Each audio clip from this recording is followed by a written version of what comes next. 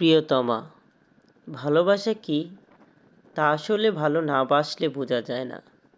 সত্যিকারের ভালোবাসা অনেক সুন্দর।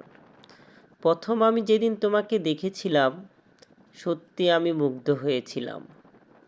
তোমার অপরূপ সুন্দর চেহারা, তোমার ব্যবহার আমাকে অনেক মুগ্ধ করেছিল। হয়তোবা কিছুদিনের পরিচয়, হয়তোবা প্রথম পরিচয়, হয়তোবা প্রথম দেখা, কিন্তু তোমার সাথে আমার ওই সামান্য পরিচয় তোমার সাথে আমার বহু দূর পর্যন্ত পথ নিয়ে গিয়েছে। হয়তোবা একদিন বসে আমরা একসাথে চা খেয়েছি কোনো এক টন দোকানে। টাকা দেওয়া নিয়ে ভাগাভাগি, কে দিবে আগে এটা নিয়েও মারামারি। কত সুন্দর দিনগুলো ছিল।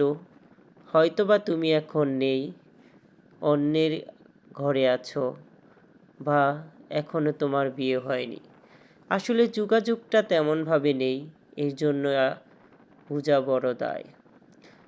আসলে তুমি কোথায় আছো তা এখনো আমি জানি না। আমি কোথায় আছি হয়তোবা তুমি জানো না। সত্যিকারের ভালোবাসা বুঝি এমনই হয়।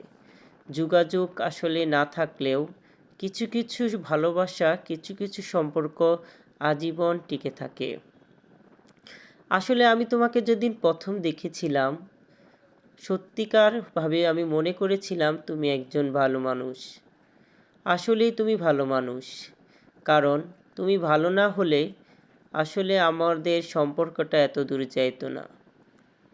ভালোবাসার মানুষটা আসলে সত্যিকারে সুন্দর না হলে জীবনে আসলে ভালো কিছু আশা করা যায় না। সত্যিকারের মানুষ মানেই সত্যিকারের ভালোবাসা। ভালোবাসা এমন একটা জিনিস যা আসলে হাজার হাজার টাকা বা লক্ষ লক্ষ টাকা বা কোটি কোটি টাকা দিয়েও হিসাব করা যায় না। ভালোবাসা এমন একটা জিনিস যেটা ফুটপাতে বসেও ভালোবাসা তৃপ্তি পাওয়া যায়।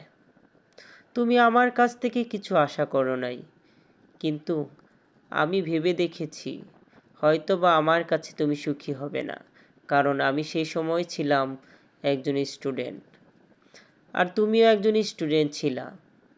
তাই ভালোবাসা শুধু তোমার রূপ, চেহারা, ব্যবহার দেখেই হলেই হবে না।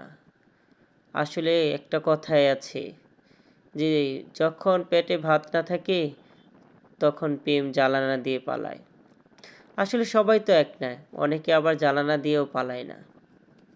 সত্যিকারের ভালোবাসা বুঝি এমনই হয়। তুমি যেখানেই থাকো খুব ভালো থাকো, অনেক মিস করি তোমায়। আল্লাহ হাফেজ।